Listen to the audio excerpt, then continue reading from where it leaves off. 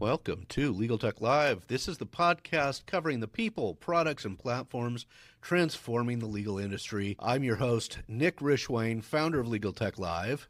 And I'm Hannah Zumow, our in-house marketing expert. Every week, we'll bring you unfiltered conversations with the founders, builders, and innovators in the legal technology sector. This is the show for those interested in growing their businesses and improving the legal world. And the founders and operators looking to learn from others. So if that sounds like you, join us and stay tuned for the following episode. All right, we are here tonight with Jonathan Schmalfeld, excuse me, Jonathan, and a friend of mine from the crypto world is come over to share with us his knowledge. Jonathan has been a litigator. He's with Polsinelli for a while and has recently on to the lobbying space, working for the Digital Chamber, lobbying for sensible cryptocurrency and blockchain regulations in DC. Jonathan, that is a very simple, oversimplified explanation of your expertise and your knowledge in this space. Give us a little bit more detail. Well, first of all, thanks for having me. I know we've gone way back. We've been messaging back and forth and been in quite a few spaces and things like that together. So it's great to be on here. Yeah, so Jonathan Schmalfeld, I'm a director of policy for Digital Chamber. For people that don't know about Digital Chamber, it's the oldest and largest blockchain association advocacy org in the United States. So our founder actually formed it in 2014.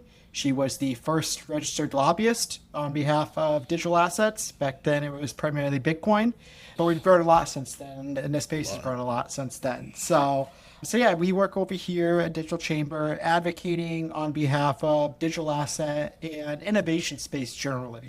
We also do some work with AI and quantum. We have work with the prediction markets, is a new area that we've been doing quite a bit of work in that doesn't necessarily require digital assets, but touches on lots of those issues. So yeah, it's a really exciting time to be in digital asset policy. And like Nick was saying, I've been a practicing attorney for 10 years. So I started off my career right around when the Defend Trade Secrets Act was just introduced. So trade secret litigation became a thing for the first thing at a federal level, which was great as a litigator because I went in thinking I was going to be like a real estate litigator. That's the first firm I was at, Husch Blackwell. That was a big thing they did. And I learned within the 6 months that real estate litigation was not for me. Like using a bunch of case law from the 1903, that's the thing you use. It's always been a thing. And not a whole lot of things went to trial. There's lots of developer versus landowner litigation was really more of a negotiation tactic than it was like truly trying to resolve disputes. So trade secrets is awesome. I got to learn about things that maybe didn't touch on patent, which is how these cases were typically brought in, but were truly things that were going to go to trial. They were like, I got to do trial experience very early. I got to do that. I got to learn about different industries like chemical manufacturing and fasteners for construction, so like nails and screws and what goes into that and all these different things. I got to learn what made them tick and what was secret about them and what wasn't and things, and then I learned those like kind of sometimes seemingly simple, sometimes super complex and overly intimidating topics with lots of attorneys that are English and poli-sci majors that then go to law school. Not a whole lot of the science people. That doesn't intimidate me. I found it fascinating. I found it really interesting. So that was great then. And then around like 2020 or so, I got more involved with digital assets. Because I had the IP background, I was buying and selling Bitcoin, ETH. I was during the ICO era, did that whole thing. Probably sold too much of it. I wish I hadn't sold as much in the early days as I did, but it was all security stuff pretty much. There was some tech trans a little bit, but it was all securities law and I wasn't a securities lawyer. But when NFTs came along and there was a lot more like consumer protection, trademark, copyright, all these other things, that's where like my legal experience came in and I actually was able to kind of break into the space and start using it as a career instead of just a hobby. So that was 2020, and then now I'm at Digital Chamber. So I'm not as much practicing law, but I still get to flex my muscles. I still get to do the amicus and do a bunch of the regulatory stuff and do all these things that it's nice that our client essentially now is the industry as a whole. It's not just a single client, not just a single issue. You're not as stuck advocating for something that would maybe be in the client's interest, but not necessarily in what you would see as the interest for the industry when you're into practice. Now I get to really just advocate for the industry as a whole. I get to kind of take those positions that I know will be good for the industry as a whole. And it's just super exciting time to be in DC and regulating all that good stuff. So how did you make that transition from being a litigator to being a policymaker? When I started working more in crypto, even though I had a litigation background, I still did litigation. I got to litigate the debt box case. That was super exciting. I got to do some other really exciting stuff.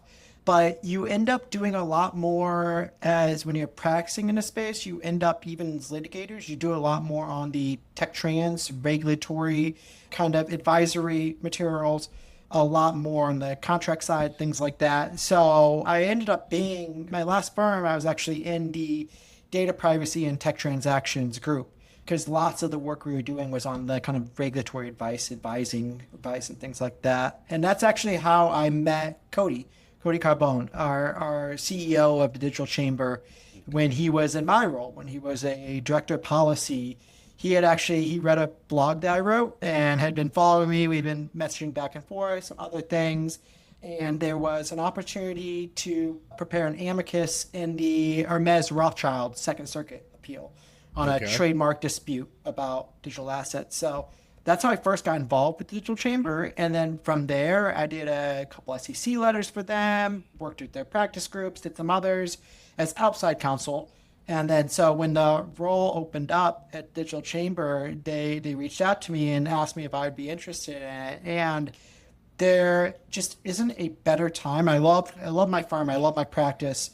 But I felt like there wasn't a better time to be in the room and actually being where these laws are made. Like this is, if the Clarity Act, Digital Asset Market Structure Bill passes, it'll be the most significant financial regulation since Dodd-Frank. So to be able to shape that, not just the law itself, but all the policy work, all the important rulemaking work is being done at the various administrative agencies, I just couldn't turn down that opportunity to really be not just talking about the laws and not just talking about the regulations to clients, but actually be in the room shaping them was just too good of an opportunity to turn down.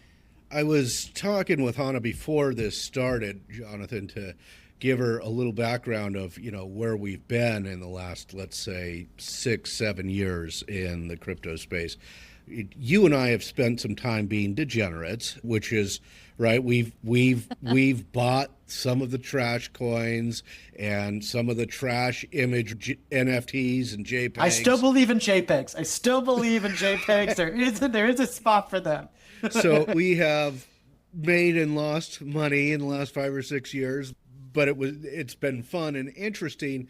But I was also telling her, with respect to that for the entirety of at least the Biden administration, but certainly before that even, although the community was not as large as it is today, but for the entirety of the Biden administration, there was very anti-crypto sentiment, and there were no real rules of the road, not from the SEC, not from legislation. And so what we've seen in the last couple of years here or a year and a half is kind of a real change, a bipartisan change towards cryptocurrency. Would that be accurate? 100%. It came from during the Biden administration, and this wasn't a Democrat or Republican thing. The Democrats and Republicans at both at one time or another had various issues with digital assets, the industry as a whole. But just coming from Biden's era and the regulators that were in place at the time, lots of the work was not about abiding by U.S. laws because they weren't possible to be abided by for digital assets. It's how do you avoid them? How do you structure your entity to be offshore? For a while there was a situation where you'd see on all these protocols, their terms and conditions, they're like, you're not allowed to use it if you're from North Korea, Iran, China, or the United States.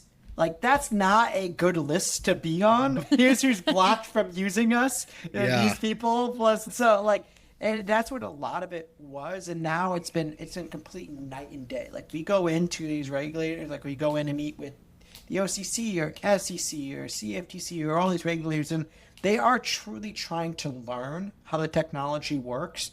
And that's the key. It's not to say like, hey, you have to make certain changes, you have to do something else. They're going to do their jobs as regulators to make sure that what they're doing is in the best interest of the American people. The real difference here is that they understand the technology. They understand the benefit of this technology is that you don't have a need for intermediation.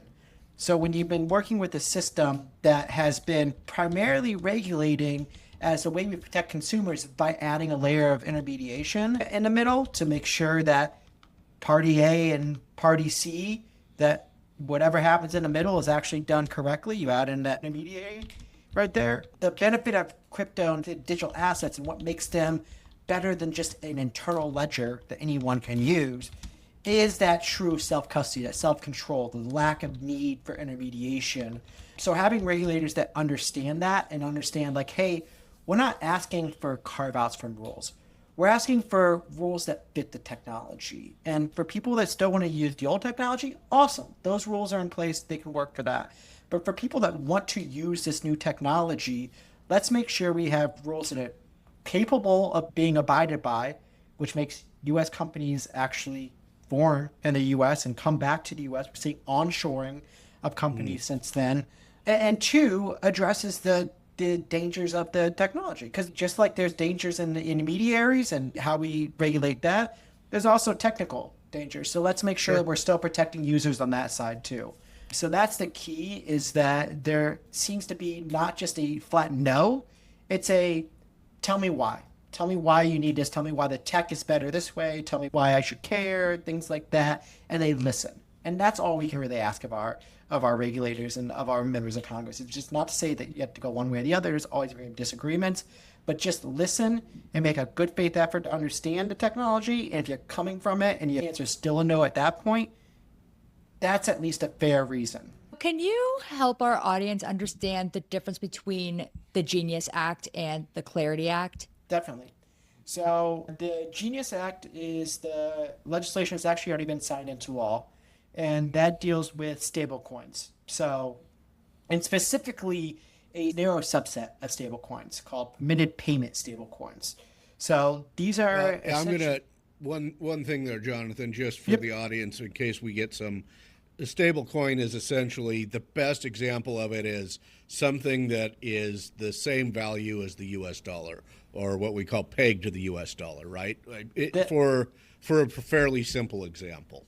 Correct. The example of what a stablecoin is designed to be is a digital dollar. So whenever you're using your actual dollars, what we call fiat currency, even if you're using a digital format, like you're sending a bank wire or somebody else, that we were talking about is a different form of digital dollar. This is a digital dollar you can own in the same way you can own a physical dollar in your wallet, and that no one can take it from you. It's right there. There's some like distinction on like there's technology that you can actually freeze and things like that. But that's the best example, is that something you can hold in your digital wallet in the same way that you hold a physical dollar in your physical wallet. It's always supposed to be that $1 value. It's not like Bitcoin or Ethereum that has the up and down motion. It's supposed to always stay that $1 period. So that's what the Genius Act was meant to regulate, is to say, hey, if you're going to be issuing something that you're saying stays pegged to the US dollar, and you're going to be selling that to US consumers, we're going to, in the same way we regulate our banks, when they say like, hey, if you store your dollars in a bank, we have regulations for banks.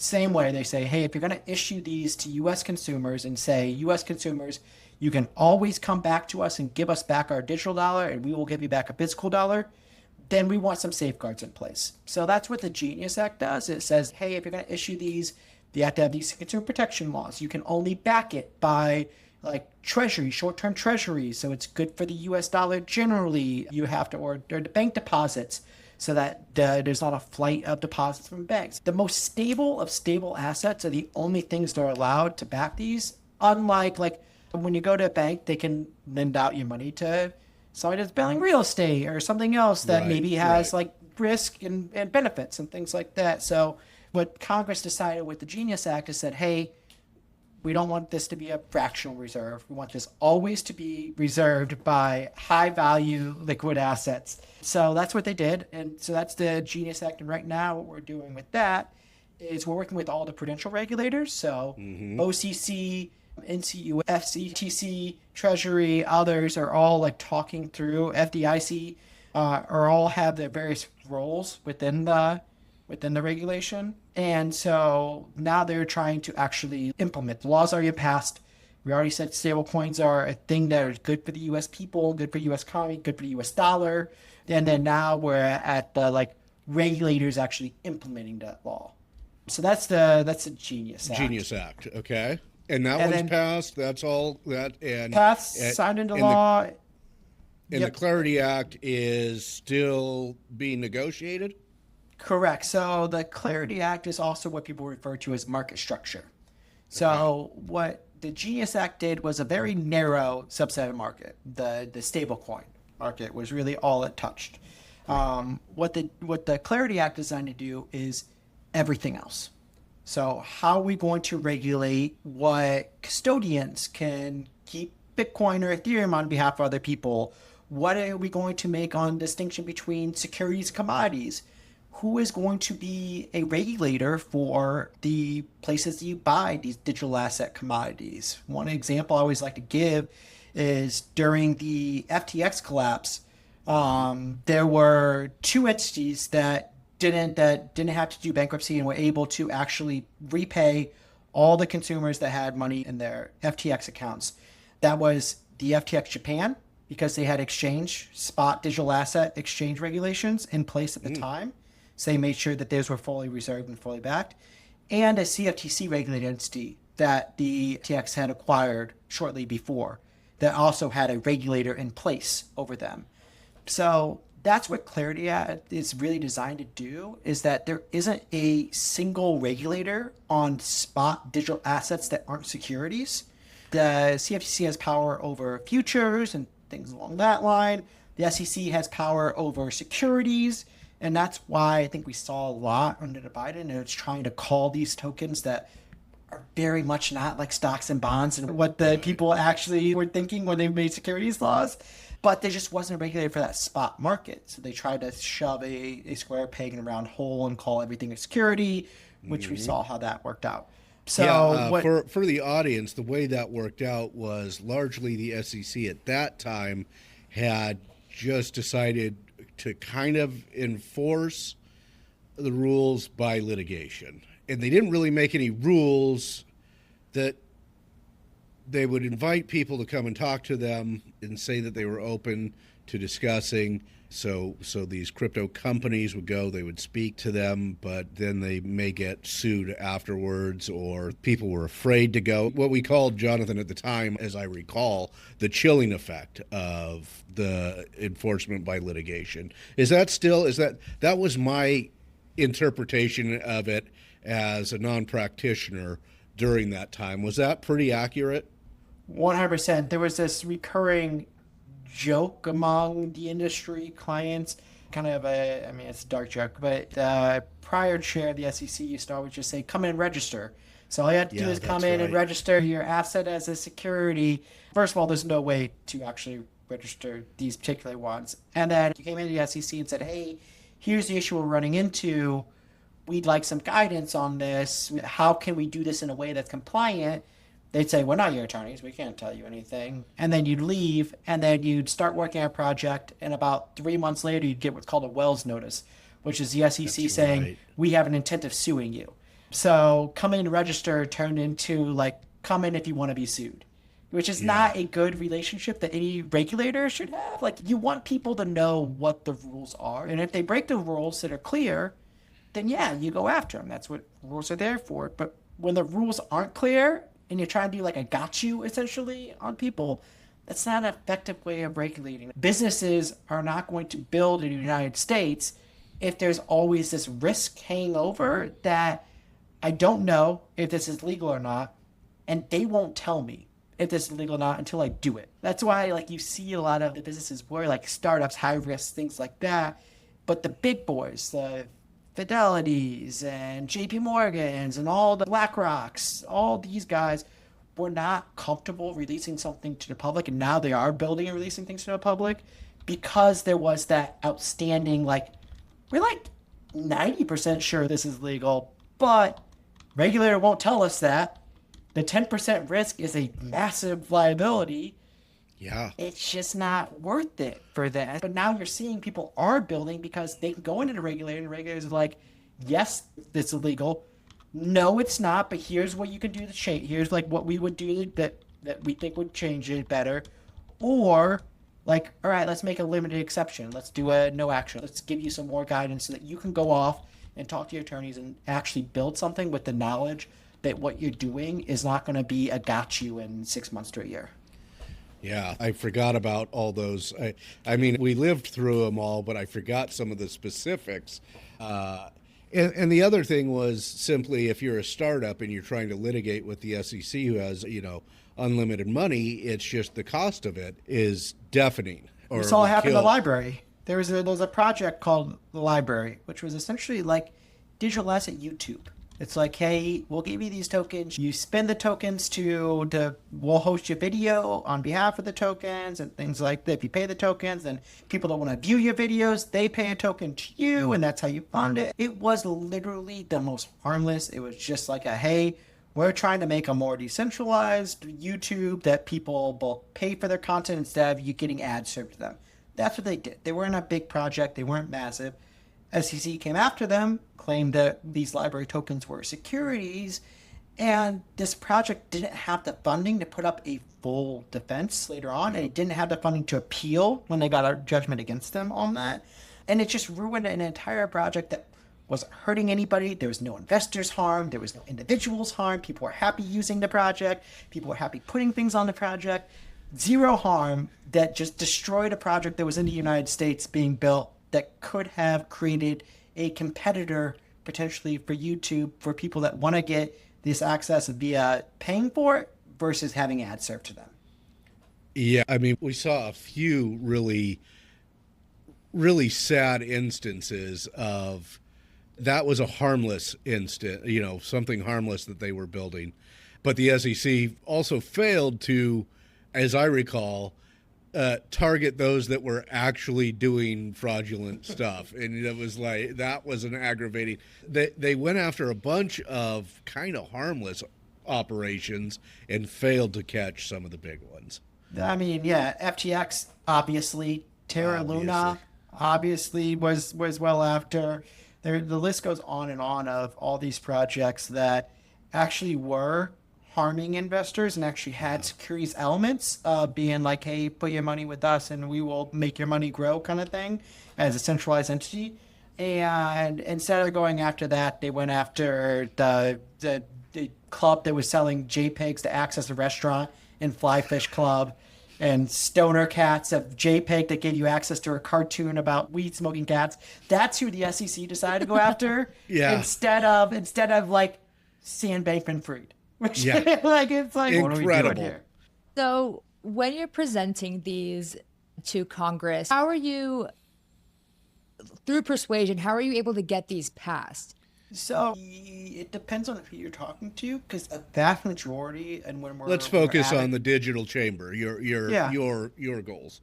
The member of Congress, some of them are very sophisticated. Some of them have been working on digital asset policy for years. We have Senator Lummis, who has been tirelessly working on digital assets for a year. Her and her staff have a phenomenal understanding of digital assets. We have on the Democrat side, Senator also Brooks has a phenomenal understanding. There's lots of people that have a very good understanding of digital assets. On the other side, we have a lot of people that don't. Like, they've never used digital assets. They don't have anybody that they've worked with that do it. It's kind of new to them. So how we talk to different members and their staff is very much dependent on their educational level when it comes to digital assets. Lots of times what we're going in is this is just purely education. Here's how the assets work. Here's why they're good. Here's the improvements, things like that. Here's like clearing up misconceptions about crime. Like, well, I just heard Bitcoin's only used for crime. the worst way to commit crime is create a permanent, immutable record of those crimes that could potentially be traced back to you. You don't typically want to do that. So like things like that, clearing up misconceptions is a big area. And then for the policy members for the members of Congress and their staff that do have kind of deep understanding, have already gotten the education bump, they already have that, then you can talk through the nuances. You can talk through like, hey, here's how this would affect your constituents. Here's how this would give access to banking for individuals that maybe don't have access to banking currently. Here's the job growth of people that want to build in this space that could be building in your district. Here's how these can help your consumers, your constituents, people you report to essentially at the end of the day as a member of Congress, and how this can create a better system for everybody. So it's all that. It's really judging on where they're at and what is helpful for them, because that's what we're trying to do at the end of the day, is really be a resource, be that education, be someone that if you're a member of Congress and you've never heard digital assets before and you're asked to weigh in on a bill, we want to be able to be a phone call away. They can say, hey, tell me about this. And that way, and that's what we do a lot of times. That's interesting. You're mentioning the misconceptions. What are the most common misconceptions that need to be cleared up? I think that one of them is crime issues and making sure we're being clear that digital assets are far less likely, the Department of Treasury has found, they're far less likely to be used in crime than fiat currency or a vast majority of others. I think about roughly 5% of GDP is expected to be tied to some kind of illicit activity for fiat currency, and digital assets is 0.5% or below in that. So it's 10 times less likely to be used in crime than actual dollars are. And all the tools you can use to when someone does use it for criminal purposes, to both track them down, freeze and seize, all these other functionalities. So crime is one misconception. Two is that the existing financial system is working just fine for everybody. I think that the understanding of how many people that do not have access to financial services because of whatever impediments there are, and that an intermediary to get into the U.S. banking system, to get into investing, to do all these things, somebody else that you have no control over has to say, yes, you can do that. Whether that's an investment advisor firm, whether that's a bank, whatever that, all these different things. Sometimes people don't have anybody that can say yes to them. For those people, digital assets finds a route in there. They have a way to be able to actually access the financial system in a permissionless way that was not available to them before. So clearing up that, and clearing up how this improves, even the biggest financial actors can improve from digital assets. Instantaneous settlement, being able to margin things instantaneously, so that like if you're a CFD, if you're trading commodities right now, you back it with a bank deposit maybe. Mm-hmm. When your margin gets called, that's going to take a day. If it's over the weekend, that could take 3 days for that actually. So then you're on the sidelines, and now you can't use that asset. You can't use anything else. You can't other trade. It's just not an efficient way to deploy capital that way. So all the ways you can actually improve the existing financial system, give more access to it, and clearing up like crime and some other issues and I think also the non-financial use cases often get ignored.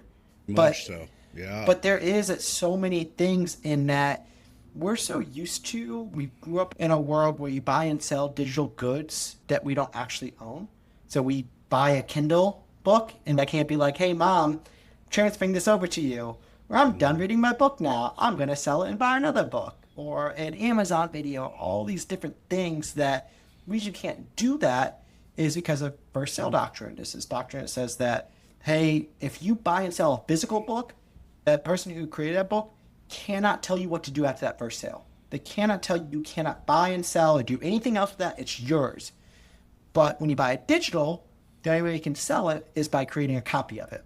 So even once there were some programs early on that said like, hey, I can guarantee I deleted your Apple Music when I transferred it to this other person. Those got shut down because at the end of the day, you're still making a copy of it. It's still there was a copy on your machine, now there's a copy on someone else's machine. Digital assets, they don't do that. It changes who owns it in the ledger. There is like a ledger of who has ownership, who has the right to access it and things like that. but there's only one copy that exists.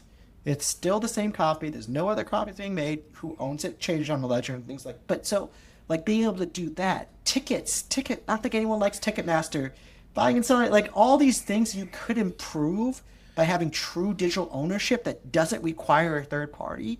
Isn't just financial. It's all these other assets too. The tickets thing has always been like the only reason we haven't simplified the user experience enough to make the ticket thing hugely available yet or mass consumed yet. But it was like if you want membership to something, buying an NFT was the easiest way to do that, right? 100%. And also the benefits that probably a lot of people don't think about is like I don't have to give Ticketmaster or the other thing all of my personal identifying information that's just going to be breached at another time.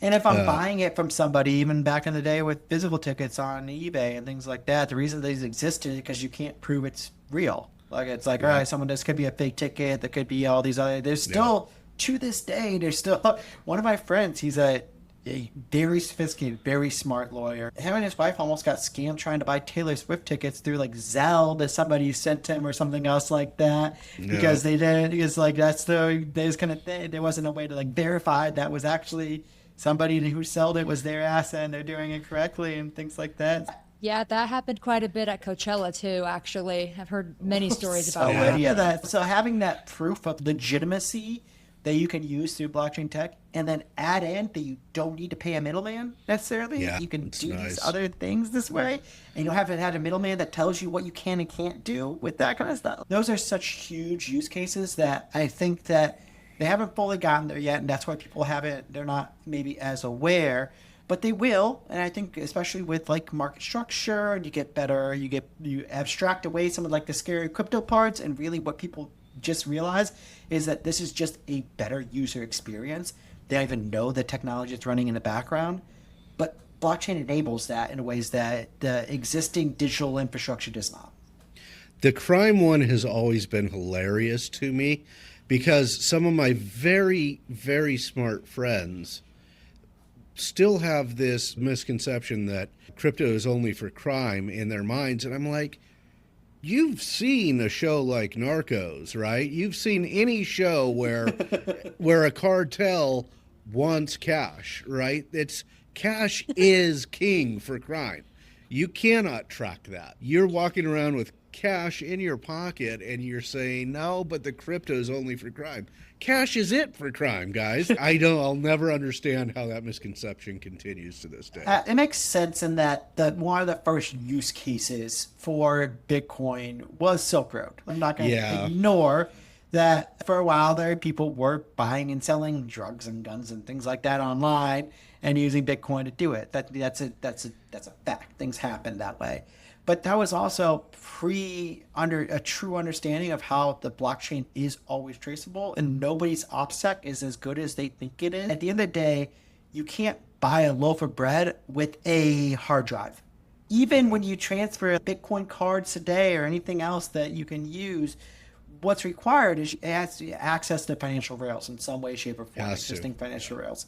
So whenever you access traditional financial rails, there's a paper trail back to you. There is a trail back to you. They can find you. They can do it. The only people who really use crypto for crime are, one, people who are dumb and just don't realize that they could be traced back to them at any point. Even like the most sophisticated actor is going to mess up at some point. It's going to be traced back to them.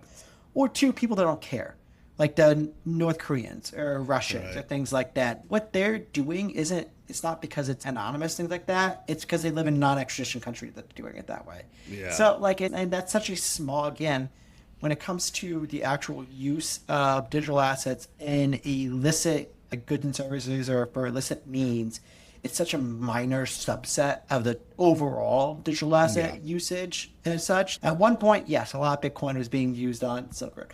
That's not the case anymore. Again, that's been quite a few years, right? So it's gotta that has to evolve, that thought process. Exactly. How is the efforts through the digital chamber, how is that being funded exactly? Yeah, so we're funded by members. So we have over 250 member organizations. They pay a subscription fee to be able to access our services, which is advocating on their behalf and on behalf of the industry as a whole. We have members from the TradFi space. We have members that are decentralized protocols, startups, delivers to the biggest financial actors on earth. Some of those are our members as well. So our goal is really representing people that are not only using digital assets right now, but also want to use digital assets. They want to integrate these into their businesses. They have existing either banking or financial services businesses that they want to make sure that whatever rules are being made, they're not cut out either. And that's our goal, is not just to say, hey, if you're a startup, if you're doing all these, we don't want to do an Uber and leave the taxis behind. We want to find a way that everybody can access it and compete. The biggest financial actors, they also have rules and regulations that have been built up over years and years that makes it impossible for them to use certain goods and services that involve digital assets that they'd like to.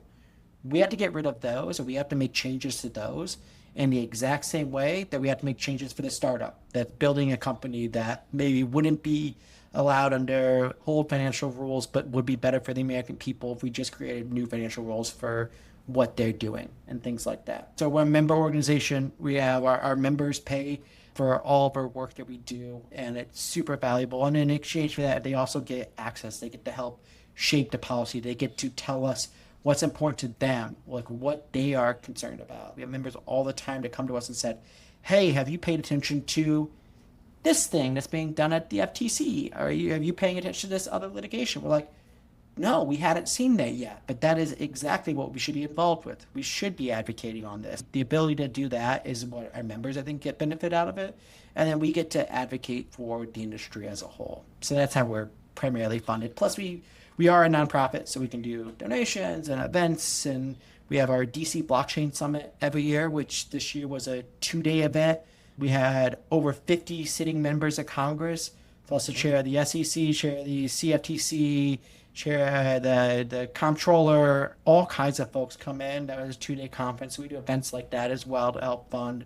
But that's primarily we're funded by our members. Great. That's great. A follow-up to that for me is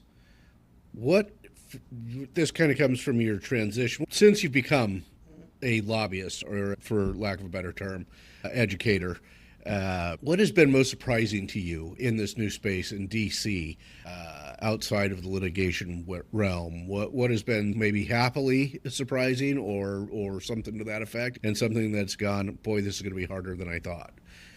I thought representing clients in this space, I've been practicing law for 10 years, like I said, and for 5 years, pretty much exclusively crypto, some data privacy and some others as well, but mostly crypto.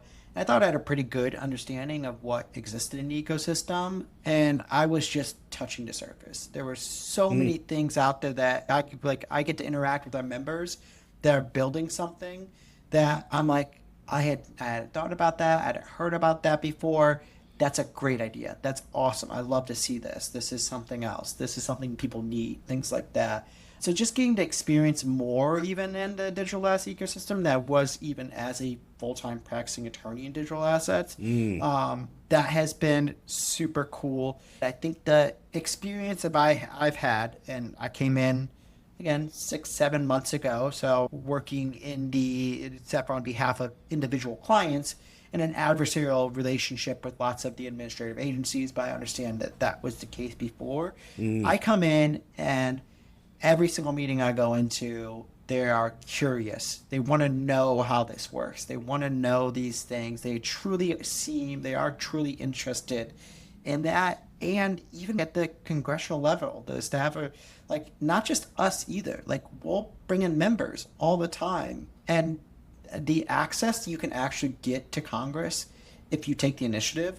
If you go in and you email your congressman and say, hey, I'm going to be in DC, I'd like to meet and talk to you about something. The access that everyday people, it's not just Digital Chamber, it's not just our members, anybody can really access these regulators and members of Congress and things like that if you take the initiative to do that. And that open policy, the ability to have that direct impact has just been eye-opening. I think that lots of times from the outside, especially in the Midwest outside, even probably within DC, it's easy to get like jaded about Congress and people only care about X or Y, Z, or they're only looking for the next, or this agency head or this person doesn't actually care. But I mean, by and large, everybody I meet with, everybody I talk to have something that they're doing it for a good reason. The amount of people that gave up high-paying legal careers, like the current chair of the CFTC was a partner at Wilkie. He was making probably $1 million a year, if not more. And now he's at the CFTC as just like doing his thing over there, making far less than that, just because of civic duty, because like that was important to him.